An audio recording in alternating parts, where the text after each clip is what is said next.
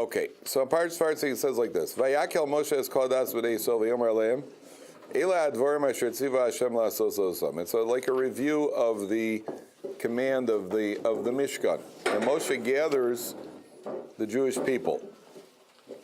And the first thing again is Sheishes Yamim Teyasam Malacha Vayom Hashi Yelachem Kodesh Shabbos Shabboson LaHashem Koloso VaMalacha Yumas. First again, we saw this once before.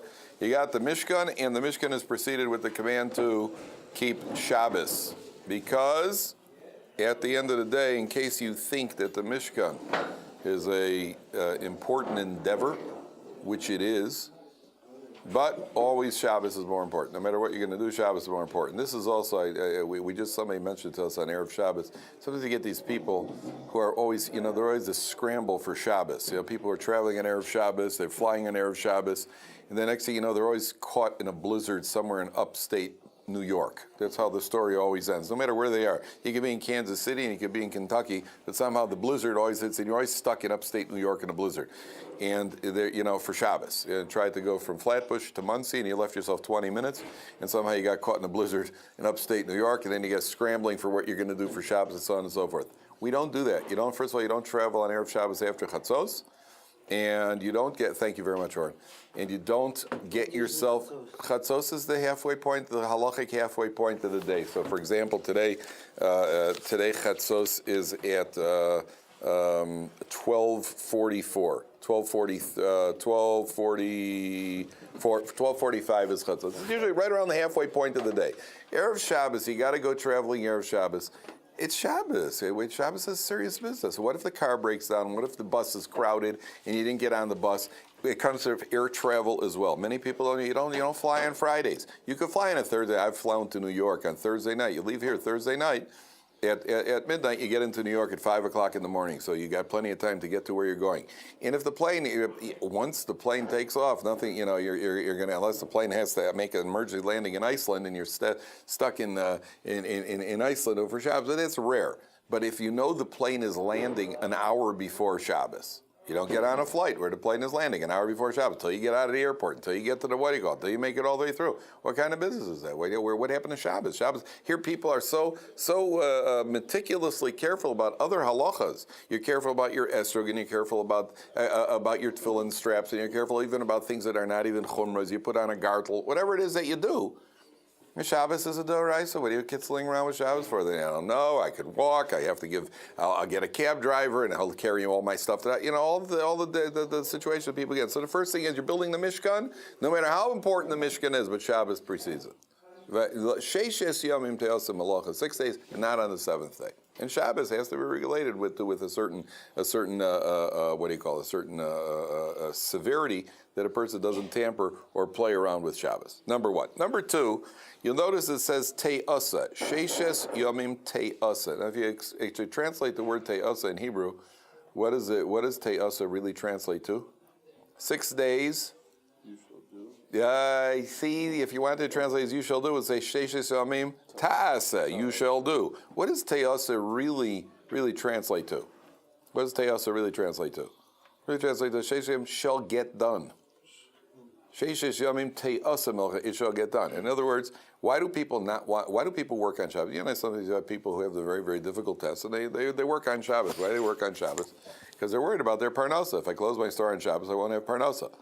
There's only one way to create the attitude where you're willing to risk it, which is te'asa. See it as being done already. Sheishes yomim te'asa melacha. So when I had my business, when I had a pizza shop when I was 19, I was a part owner of a pizza shop. Shabbos would come around. The shop could burn down. There's nothing I could do about it. There's absolutely nothing you could do about it. It gives you a certain psychological separation from what you're doing. Okay, if you're in a medical profession, so then you have to be on call on Shabbos sometimes. That's a little trickier. But if you're a businudesman, there's very little you could do. Your shop could be on fire. Unless it's a life-threatening situation, there's nothing you could do but just, wave to the pizza. Some roasted pizza. That's a roasted cheese. What's it called? A cheese fondue. Your whole shop became a fondue just now. That's all you can do. There's nothing you can do if it's burning. And it gives you a certain psychological relaxation that there's nothing I can do. By the way, I'm completely detached from my business. But the only way you're able to do that is if you believe Sheishes Yamim Te'asim Malacha. Number one, it's done. It's completed, or your work is done. 6 days, that's it, you're finished. And that's all you've got to do it, number one. Number two, that you have to internalize the idea that it's all coming from HaKadosh Baruch Hu. Coming from HaKadosh Baruch Hu anyway. So if it's coming from HaKadosh Baruch Hu, what are you worried about? HaKadosh Baruch Hu, the same God that gave it to you, the same God that says, close up for Shabbos. Right? That's the test. And that's why I told you many times, the test of a Jew, the line that determines whether a Jew is what we call, if you call, is he a religious Jew or not? Somebody say, is he religious? How do you determine if he's religious? You've never been to a restaurant with him, you've never seen him eat. You never saw his tefillin. How do you know if somebody's a religious Jew? The line in halacha is, does somebody keep Shabbos conscientiously? Makes the effort at least. We all mess up once in a while. That's why you walk into the bathroom, there's that old oops. Right? Have you ever had the bathroom oops? Oops. Then sometimes you get the double oops. Oops, oops. Yeah, you get a double oops and a oops. Right? And even once in a while you may do something that you really should be doing, and you do it. But generally, you're known in the community as a conscientious Shabbos observant Jew. You are considered a religious Jew. You can be counted in a minyan, and everything is you're a member of the club. If you keep every halacha, you eat only the strictest hechsherim. You never talk lashon hara. Your tefillin is polished black on both sides, but you do not conscientiously keep Shabbos. You are not considered a religious Jew. With the halachic ramifications, you can't be counted in a minyan by the letter of the law. Certainly not lechatchila. The wine you touch becomes the ayin nesach, unless the wine is mevushal, and so on and so forth. Shabbos is always aligned to. I remember growing up, we'd refer to somebody, is he shomer Shabbos? Is he shomer Shabbos? My wife told me when she was growing up, she'd say to her mother when they'd meet, so she said, "Mommy, could we eat in their house?" And her mother would always say to her, "We weren't invited, so don't worry about it." You know, that was her response. But we don't look at the food. You can have a guy who eats treif, he eats shark, he eats all sorts of treif, but he keeps Shabbos, he count them in a minute. So that's the line. Okay? Now, I'll show you something else over here. First of all, if you go take a look from when Moshe gathers the people, and he says in the last pasuk Gimel, Lo sivaru eish b'chol mosheosechem yom Shabbos. Do not kindle a fire in all of your dwellings on Shabbos. There is a very famous Hasidic idea here. Lo sivaru eish b'chol mosheosechem yom Shabbos is that you shouldn't get angry on Shabbos. And since Friday preparations is a lead up to Shabbos, that's certainly included in it. It's probably one of the most vulnerable parts of the week is Erev Shabbos. Frum Jewish women are nervous on Erev Shabbos. No matter how many times you tell them don't be nervous, they're nervous. And one of the reasons they're nervous is because it's all on them. At the end of the day, this becomes, that's theirs. They got to get Shabbos made. They got to make the food, no matter what the husband is doing. Sometimes husbands will experience, the husbands are running around shopping, doing, the wife is sitting in the kitchen and goes, "I'm doing everything on my own." They after running around half a day, you're working like a slave, and all of a sudden your wife just says, "I just feel like I'm all alone over here." Excuse me, lady. Right? Is that true? Right? All the time. Yeah. And everybody's running around like I just feel like I'm on my own over here. Oh yeah, you want to see what on your own is? Give me that credit card back, girl. I'll show you what on your own is. And so everybody. Yeah, okay, but she's got a lot of pressure now because she's got pressure. You've got pressure.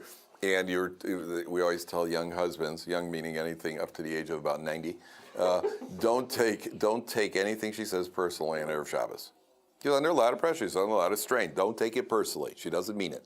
You know, just man up and just ignore it. Don't get into one of those, oh yeah, one of those which usually ends with, well, your mother's got a big mouth. You know, that has nothing to do with it. It's not relevant. It has nothing to do with it. She's under pressure. Now, because it's such a volatile period, it's such a delicate period, comes the Torah, it says, and there's a special satan, there's a special force trying to get us upset on Erev Shabbos. Therefore, the Torah says, Lo sevaru eish, don't let the fire, the flame of anger burn on Shabbos, or the flame of dispute. Now, the flame of dispute is also something that's very relative. You know why? Why are we more likely to enter into disputes, arguments, bickering on Shabbos? Very simple reason, gentlemen. Very simple reason. No, we're around people. During the week, you're out of the house. On Shabbos, you're with your family. No, don't do that. When you cut it, everybody, have you been to Shabbos table? You got the kids sitting around the table before as they pour the grape juice. He got more than me, right?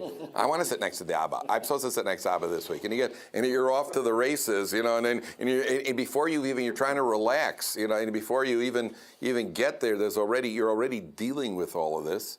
And you're with the family, and most men are not used to being around the kids. The kids are screaming, swinging from chandeliers, and the wife isn't doing anything.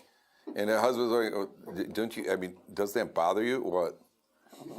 Well, he's pulling her hair and she's screaming. Oh, yeah, that goes on all the time. Yeah, but not when I'm up, sure, because you come home at midnight. They're asleep. What do you think? And for men, it's very, I've got a Dvar Torah to say at the Shabbos table. I want them to hear my pearls of wisdom, right? And the kids are interrupting. They're spilling. You're getting, things are out of control. Be careful. You're around the family on Shabbos. Just relax. That's why it's important to make Kiddush as soon as possible. I always tell people, sit down at the table, make Kiddush. Just start. And the kids will come to the table, knock down a cup of wine, knock down a second cup of wine. The screaming sounds like music. Everybody's good. Just get that mood change as fast as possible and deal with it. But the Torah, that's what is alluded to. Obviously, it's not the plain meaning. It's not the plain meaning, but the Torah is what's called a remez.